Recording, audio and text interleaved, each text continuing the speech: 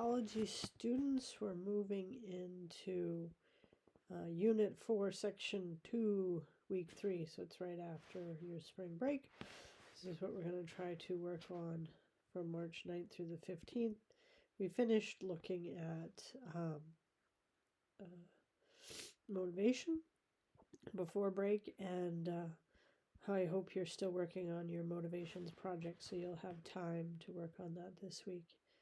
And we're going to switch. I apologize. I don't sound very enthusiastic today because I don't feel very well. I have a cold and I'll probably sneeze and blow my nose. Sorry while I make the video, but I still wanted to accomplish something today, so I didn't feel completely useless, right? My motivation, trying to do something to stay motivated. All right, so this week you're going to switch to theories of emotion. Whenever I think of this, I was going to bring it up here. Whenever I think of theories of emotion, I always think of the Inside Out movies. A very clever way of helping people understand emotions. And if we look at the word and we break it up and we see, instead of one word emotion, we see motion. It really helps us get the point of our emotions, in my opinion. It helps us understand that our emotions are there to keep us in motion. Sometimes the emotion is to stop motion, right? I feel sad, I feel depressed, so I need to stop. There's some time to reflect, but sometimes my emotion is to get me moving, right? And so if we think of all of our emotions in that way,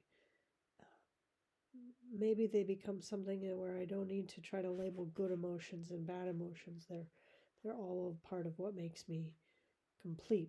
And in the assignment at the end of the week, so you're going to go over theories of emotion, some ideas of how we express emotions across cultures.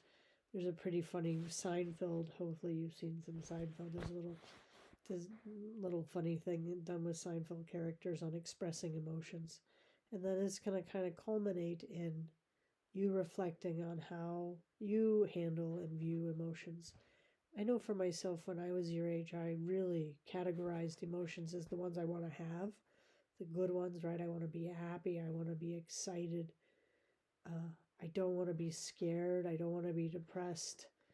And I would try to separate, if I cried, I would very much belittle myself. Of this isn't an emotion I want to have. And as I have become older, I try to see how that was something that my parents had taught me. There was certain emotions that were more acceptable than others. And as a parent, probably there's a tendency to repeat what your parents did, but there's also trying to help your kids understand a little bit when, like, I'm having an emotion and okay, it's there, I recognize it, and I try to move on with my life, versus I'm having an emotion and I get stuck in it, right? I can give you my son is he doesn't like dressing up for things, and it makes him feel very nervous.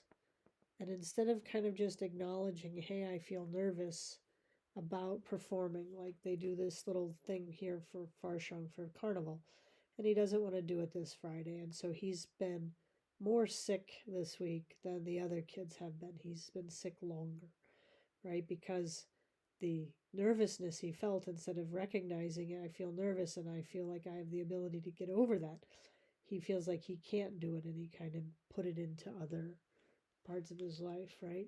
Whereas my daughters, they're super excited about this event on Friday. And so they also feel sick, but because they feel excited, right? Their emotion is excited. Their symptoms of the same illness, right? Runny nose, cough.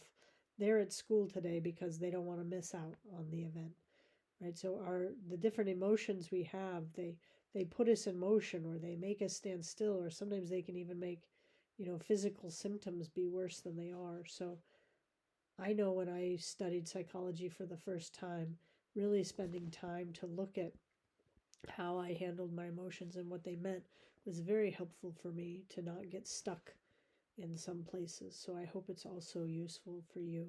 If you have questions on anything from this week, make sure to ask me.